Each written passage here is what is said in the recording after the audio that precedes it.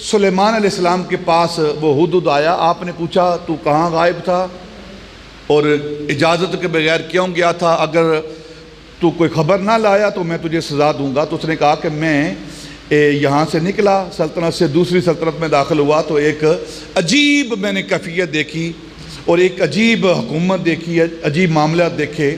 اور اس نے سارا واقعہ جو سورہ نمل کے اندر موجود ہے، ملکہ سبا، ملکہ سبا کا سارا واقعہ. ملکہ سبا کون ہے؟ جسے ملکہ بلقیس کہتے ہیں آپ. بلقیس یہ کون ہے؟ بلقیس، اس کے والد کا نام ہے شراحیل. ملکہ بلقیس کے والد کا نام کیا ہے؟ شراحیل. شراحیل یہ جو یمن ہے، یمن کا علاقہ، اس وقت اس دور میں یمن سب سے بڑی سلطنت تھی اس ایریے کی، اس علاقے کی.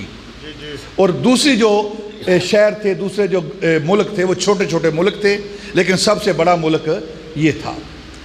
اب جب شراحیل کے شادی کرنے کا وقت آیا تو ارد گرد کی جو سلطنتیں تھیں، جو حکومتیں تھیں، انہوں نے اپنی بیٹیوں کے لیے رشتہ لے کر آئے کہ ہماری بیٹی سے رشتہ ہو جائے، ہماری صاحبزادی کے ساتھ ان کا رشتہ ہو جائے. تو آپ نے فرمایا کہ آپ میرے ہم کفو نہیں ہو، آپ کا اور میری سلطنت آپس میں برابر نہیں ہے، آپ کے ساتھ میں شادی نہیں کر سکتا جب تک میرے کفو کی عورت مجھے نہ ملے. تو پھر جب کفو کی عورت نہ ملی تو حضرت شراحیل نے ایک جن جو مؤنث ہے اس کے ساتھ شادی ہوئی، جننی کے ساتھ. اس جننی سے جو اولاد پیدا ہوئی ہے اسے ملکہ بلقیس کہتے ہیں. حضرت صاحب موجود ہیں یہاں، ان سے آپ بعد میں پوچھ لینا ساری تفصیل. اس پر ہم نے بحث نہیں کرنی کہ ایک بشر اور جن جو ہے، انسان اور جن کی شادی ہو سکتی ہے کہ نہیں ہو سکتی، شریعت میں جائز ہے کہ نہیں جائز، ان سے اولاد ہو سکتی ہے کہ نہیں ہو سکتی. یہ سارے مسئلے آپ نے حضرت صاحب سے پوچھنے ہیں، یہ بتائیں گے آپ کو انشاءاللہ. صرف میں نے اشارہ کیا ہے، صرف اشارہ کیا ہے. اور اس جننی سے جو پیدا ہونے والی ہے اس کو ملکہ بلقیس کہتے ہیں. ملکہ بلقیس کی طرف حضرت سلیمان علیہ السلام نے خط لکھا اور خط کے اوپر جو لکھا انہو من سلیمان، یہ سلیمان کی طرف سے ہے. انہو بسم اللہ الرحمن الرحیم، اور اس ذات کا نام لے کر جو اللہ ہے، رحمان ہے، رحیم ہے، اس کی طرف سے یہ خط لکھا جا رہا ہے. یہ وہ جملہ ہے جو حضرت سلیمان علیہ السلام کے مکتوب کی پہلی لائن ہے. تو اب مکتوبات کا لکھنا یہ انبیاء کی سنت ہے، انبیاء کی سنت ہے. اور پھر اگر آپ سیرت نبوی کا مطالعہ کریں،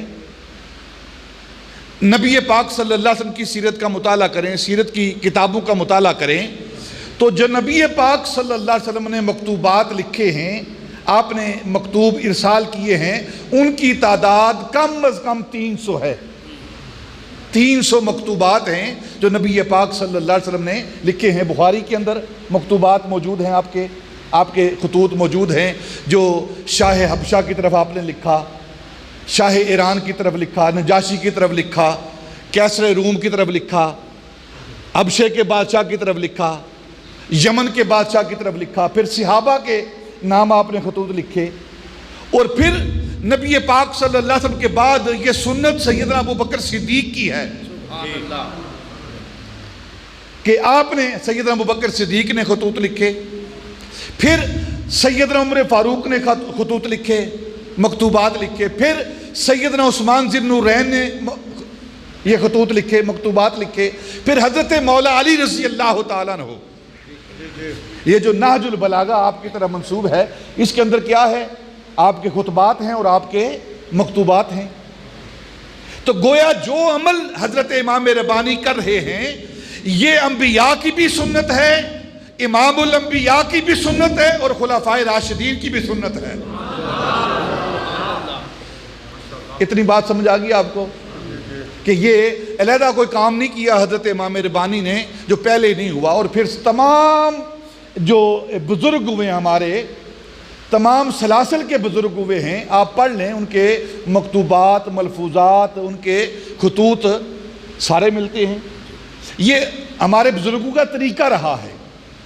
لیکن جن مکتوبات کو شہرت ملی ہے وہ فقط حضرت امام ربانی رضی اللہ تعالیٰ کے مکتوبات ہیں.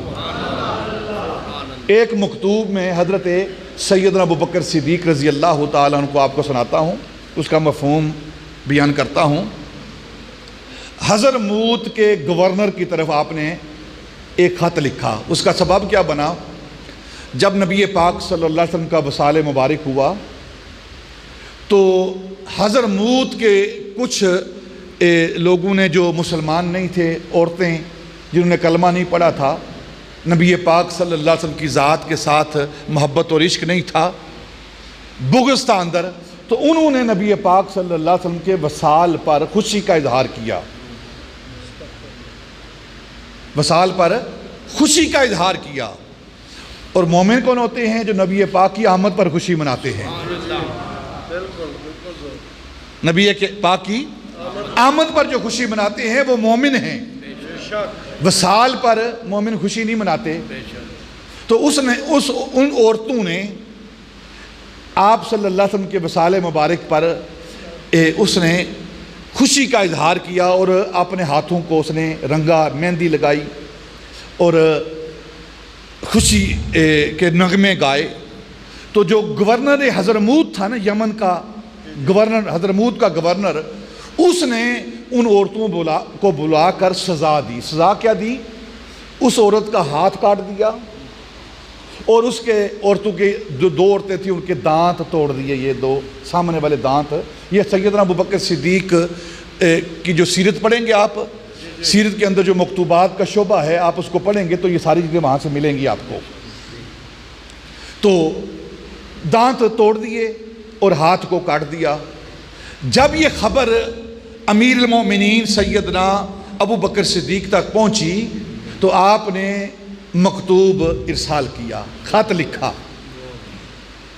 فرمایا جو تو نے سزا دی ہے اگر یہ مجھ سے پوچھ لیتا تو یہ میں سزا نہ دیتا جو تو نے سزا دی ہے، کیونکہ ان عورتوں نے نبی پاک کی شان کے اندر ہتک امیز جملے کہے ہیں، نبی پاک کی شان کے اندر گستاخی کی ہے، اور نبی پاک کا جو گستاخ ہے اس کی سزا ہاتھ کاٹنا نہیں.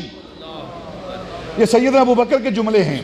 آپ نے فرمایا کہ جو نبی پاک کی شان کے اندر گستاخی کرتا ہے اس کی سزا ہاتھ کاٹنا نہیں، اس کی سزا دانت توڑنا نہیں. اگر تو نے سزا نہ دی ہوتی اور مجھ سے پوچھا ہوتا تو ابوبکر تجھے فتویٰ دیتا کہ جس نے نبی پاک کی شان کے اندر گستاخی کی ہے اس کا سر اس کے تن سے جدا کر دیا جائے.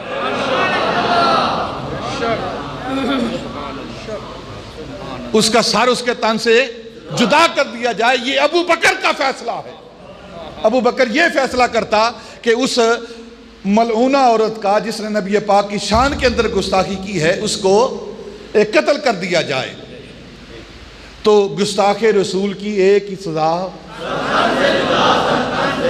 گستاخ رسول کی ایک سزا. آج جو ہم یہ نعرہ لگاتے ہیں یہ نعرہ ہمارا نہیں ہے، یہ نعرہ ابوبکر صدیق کا ہے. یہ نعرہ ہمارا نہیں، یہ نعرہ سیدنا فاروق اعظم کا ہے. یہ نعرہ ہمارا نہیں، یہی نعرہ سیدنا عثمان غنی کا ہے. یہ نعرہ ہمارا نہیں، یہی نعرہ مولا علی رضی اللہ تعالیٰ عنہ کا ہے کہ گستاخ رسول کی ایک سزا. اور آج جو ہمارے علماء یہ فتویٰ دیتے ہیں کہ جس نے نبی پاک کی شان کے اندر گستاخی کی اس کو اور کوئی سزا نہیں دی جائے گی بلکہ اس کا سر تن سے جدا کر دیا جائے گا، اسے قتل کر دیا جائے گا، واصل جہنم کر دیا جائے گا. اور رہی بات پھر آپ نے آگے جو جملے بولے کس انداز میں امت کی تربیت ہو رہی ہے، اپنے گورنوں کی تربیت ہو رہی ہے. آپ نے فرمایا کہ جو اللہ اور اس کے رسول نے حدود متعین کی ہیں یہ حدود اسی وقت لاگو ہوں گی جب اس کے مطابق وہ جرم کرے گا. ہاتھ کاٹنا یہ گستاخ رسول کی سزا نہیں، ہاتھ کاٹنا یہ چور کی سزا ہے، یہ چور کی سزا ہے۔ اور کسی شخص کو یہ حق نہیں پہنچتا کہ جو اللہ اور اس کے رسول نے حدود و تعزیرات متعین کی ہیں کوئی اس کے مطابق اس کے برعکس کوئی کام کرے، کیونکہ آپ نے ہاتھ کاٹا ہے، اور ہاتھ کاٹنا یہ گستاخ رسول کی سزا نہیں، ہاتھ کاٹنا چور کی سزا ہے، چور کا ہاتھ کاٹا جاتا ہے۔ اور اللہ کے رسول نے اس حد کو متعین کیا ہے، جو حدود و تعزیرات متعین کی گئی ہیں اس کے مطابق ہی سزا دی جائے گی، کسی اور جرم میں کسی اور حدود کو شامل نہیں کیا جائے گا۔ یہ ایک مکتوب تھا جو حضرت سیدنا ابوبکر صدیق رضی اللہ تعالیٰ عنہ نے گورنر حضرموت کی طرف، یہ حضرموت جامعہ ازہر کے بعد اس وقت دنیا کے اندر سب سے بڑی اسلامی یونیورسٹی ہے، جامعہ ازہر کے بعد جو مصر کے اندر ہے نا، اس کے بعد یہ حضرموت کی یونیورسٹی ہے جو مسلمانوں کی سب سے بڑی یونیورسٹی ہے، جہاں اللہ رب العزت کے قرآن کو، نبی پاک کی حدیث کو، دین کے علوم کو پڑھایا جاتا ہے اور عشق مصطفیٰ جہاں بیان کیا جاتا ہے، یہ وہ حضرموت کی یونیورسٹی ہے۔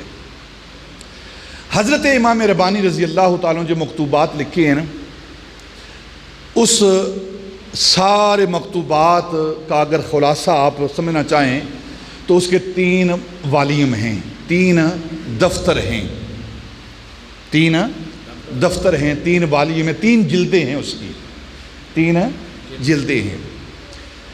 پہلی جو جلد ہے، پہلا جو دفتر ہے، دفتر اول، اس کے اندر 313 مکتوبات ہیں۔ کتنے ہیں؟ 313۔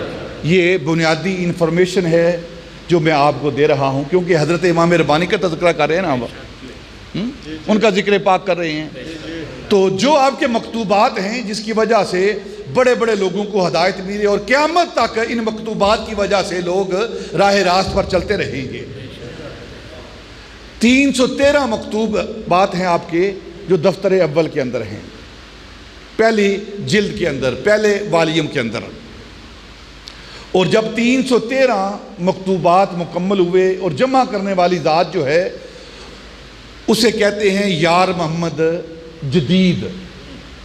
یہ حضرت امام ربانی کے 2 مرید تھے، ایک پہلے کا بیعت ہو چکا تھا اور ایک بعد میں بیعت ہوا۔ جو پہلے بیعت ہو چکا تھا اس کو یار محمد قدیم کہتے تھے، اور جو بعد میں بیعت ہوا اسے یار محمد جدید کہتے ہیں۔ جیسے حضرت صاحب جانتے ہیں کہ ہمارے ایک بزرگ تھے، ایک ہی نام کے 2 بزرگ تھے، ایک اوپر کی منزل میں بیٹھ کر پڑھاتے تھے اور ایک نیچے کی منزل پر بیٹھ کر پڑھاتے تھے، نام دونوں کا ایک ہی تھا، تو ایک کو فوقانی اور دوسرے کو تحتانی کہا جاتا ہے، نام ان کا مجھے یاد نہیں ہے، سب سے پوچھنا یہ بھی نام بھی، یعنی اوپر کی منزل پر بیٹھ کر پڑھانے والا اس کو فوقانی، فوق کہتے ہیں اوپر کو، اور نیچے والی منزل میں بیٹھ کر پڑھانے والے کو تحت، نیچے، تحتانی کہتے ہیں، فوقانی اور تحتانی۔ اسی طرح یار محمد جدید اور یار محمد قدیم، یہ پہلا جو دفتر ہے، اس دفتر کو جمع کرنے والا، ان مکتوبات کو جمع کرنے والا جو حضرت امام ربانی کا مرید ہے اسے یار محمد جدید کہتے ہیں، اور حضرت امام ربانی کی زندگی کے اندر ان مکتوبات کو جمع کیا گیا، اور گوالیار کے قلعے کے اندر جانے سے پہلے یہ دفتر مکمل ہو گیا تھا، اور جب مکمل ہوا تو حضرت امام ربانی کے سامنے پیش کیا گیا تو آپ نے فرمایا ان سارے مکتوب جو باقی بچے ہیں وہ دوسرے دفتر میں شامل کیے جائیں گے، 313 پر ان کو اختتام کیا جائے گا۔ اور پوچھا حضور اس کا سبب کیا ہے؟ تو آپ فرمانے لگے اللہ رب العزت نے 313 رسول بھیجے ہیں، ان 313 رسولوں کی نسبت سے ہم نے 313 پر باب کو بند کر دیا ہے۔ اور پھر آپ نے فرمایا دوسری وجہ یہ ہے کہ صحابہ میں سب سے جو افضل صحابہ ہیں وہ بدر والے ہیں، ان کی تعداد بھی 313 ہے، اس لیے بدر والوں کی نسبت کرتے ہیں اور 313 پر ہم بند کر دیتے ہیں۔ اب جب دوسرا دفتر شروع ہوا تو دوسرے دفتر پر آپ نے 99 مکتوبات، 99 ایک کم 100 پر آپ نے دوسرا دفتر وہ بند کر دیا، اور پوچھا حضور یہ آپ 99 پر دوسرا دفتر بند کر رہے ہیں تو اس کا سبب کیا ہے؟ تو آپ نے فرمایا کہ اس کا سبب یہ ہے کہ اللہ رب العزت کے جو اسماء الحسنہ ہیں، جو آپ نام سنتے ہیں نا، 99 نام. تو اللہ رب العزت کے ناموں کے مطابق ہم اس دوسرے دفتر کو بند کرتے ہیں. دیکھیں کیا سوچ ہے ان بزرگوں کے ماروں. کہیں اپنے مکتوبات کی نسبت اللہ رب العزت کے مرسلین کی تعداد کے مطابق، بدر والوں کی تعداد کے مطابق، اور کہیں اسماء الحسنہ کی تعداد کے مطابق. اور پھر اس کی دوسری وجہ کیا ہے کہ آپ نے دفتر دوم کے اندر 99 مکتوبات جو اس کی تعداد متعین کی ہے، اس کی ایک حدیث پاک وجہ ہے. اللہ رب العزت کی جو رحمت کے دفتر ہے نا، رحمت کے خزانے وہ 100 ہیں. کتنے ہیں؟ 100. کتنے خزانے ہیں اللہ کی رحمت کے؟ یہ بخاری شریف کے حدیث پاک ہے. بخاری کی حدیث پاک ہے کہ اللہ رب العزت کی جو رحمت کے خزانے ہیں نا، رحمت کے، اس کے کرم کے، اس کے فضل کے، اس کی رحمت کے جو خزانے ہیں وہ 100 خزانے ہیں. اور اس کائنات کے اندر، پوری زمین کے اوپر، پوری کائنات کے اندر جو ایک خزانہ استعمال ہو رہا ہے، جو ساری دنیا کے اندر آپس میں محبت ہے، ایک دوسرے کے ساتھ شفقت ہے، میاں بیوی کا آپس میں محبت کا معاملہ، اولاد کا اپنے ماں باپ کے ساتھ محبت کا معاملہ، والدین کا اپنی اولاد کے ساتھ محبت کا معاملہ، رشتہ داروں کا آپس میں محبت کا معاملہ، حتیٰ کہ جو بہائم، چیر پھاڑ کرنے والے جانور ہیں وہ اپنی اولاد سے محبت کرتے ہیں. یہ ساری محبت ایک خزانہ اس سے استعمال ہو رہی ہے. ایک خزانہ ہے جو استعمال ہو رہا ہے ساری کائنات کے اندر. اور نبی پاک نے فرمایا، صحابہ نے پوچھا یا رسول اللہ جو باقی کے 99 خزانے ہیں ان کے بارے میں کیا فرماتے ہیں آپ؟ تو نبی پاک نے فرمایا کہ وہ 99 خزانے جو اللہ رب العزت کی رحمت کے باقی ہیں، اللہ رب العزت کل قیامت کے روز اپنے ولیوں کو عطا کرے گا. یہ بخاری شریف کے حدیث پاک ہے، اپنے دوستوں کو عطا کرے گا. تو اس لیے کیونکہ حضرت امام ربانی رضی اللہ تعالیٰ کا شمار بھی اللہ کے ولیوں میں ہوتا ہے، اس لیے آپ نے دوسرے مکتوب کی جو جلد بندی کی ہے، دوسرا دفتر جو قائم کیا ہے، وہ 99 مکتوبات پر ختم کیا ہے. اور پھر تیسرا جو مکتوب ہے، تیسرا جو دفتر ہے، اس کے اندر 114 مکتوبات جو ہیں اس پر آپ نے اس دفتر کو بند کر دیا. اور پوچھا حضور اس کی کیا وجہ ہے؟ پہلی وجہ تھی 313 مرسلین ہیں، رسول ہیں، 313 بدر والے ہیں، 99 اللہ کے نام ہیں، 99 اللہ کی رحمتوں کے خزانے ہیں جو آخرت میں استعمال ہوں گے. تو اب 114 کا کیا سبب ہے؟ تو فرمایا کہ مجھے قرآن سے بہت محبت ہے، میں قرآن کو پڑھتا ہوں، اللہ کے کلام کو پڑھتا ہوں، قرآن سے محبت کرتا ہوں. جتنی قرآن کی صورتیں ہیں، اور قرآن کی صورتیں بھی 114 ہیں، اور میں نے اپنے مکتوبات کی جو تعداد ہے اس کو بھی 114 پر بند کر دیا ہے.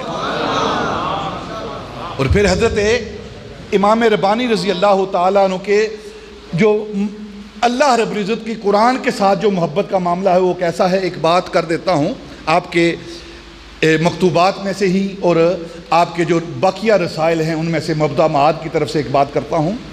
حضرت امام ربانی رضی اللہ عنہ فرمایا کہ 100 شعر، کتنے؟ 100 شعر جو ہم سنتے ہیں نا، جو شعر پڑھے جاتے ہیں، جو ہم شعر پڑھتے ہیں، یاد کرتے ہیں، سنتے ہیں، نعت خوانوں سے بھی سنتے ہیں اور دوسرے لوگوں سے بھی سنتے ہیں، 100 شعر عام جو ہم دنیا دار شعر پڑھتے ہیں ان کی بات نہیں کرتا میں. وہ 100 شعر جن کے سننے کی وجہ سے، سن کر انسان کے دل کے اندر رقت پیدا ہوتی ہے، نرمی پیدا ہوتی ہے، اللہ کی محبت پیدا ہوتی ہے. آپ فرماتے ہیں ان 100 شعروں کے سننے سے بہتر ہے کہ قرآن کی ایک آیت کو سنا جائے.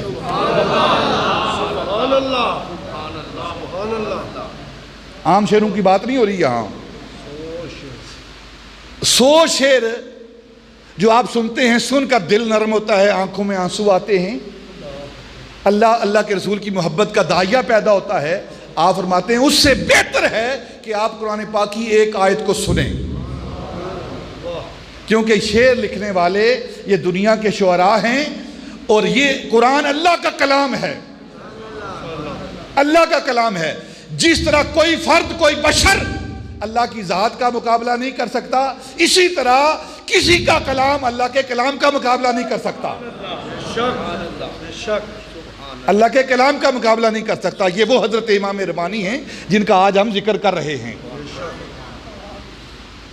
یہ کوئی عام ہستی نہیں ہے۔ اب ان کے مکتوبات کے اندر کیا ہے؟ ان کے مکتوبات کے اندر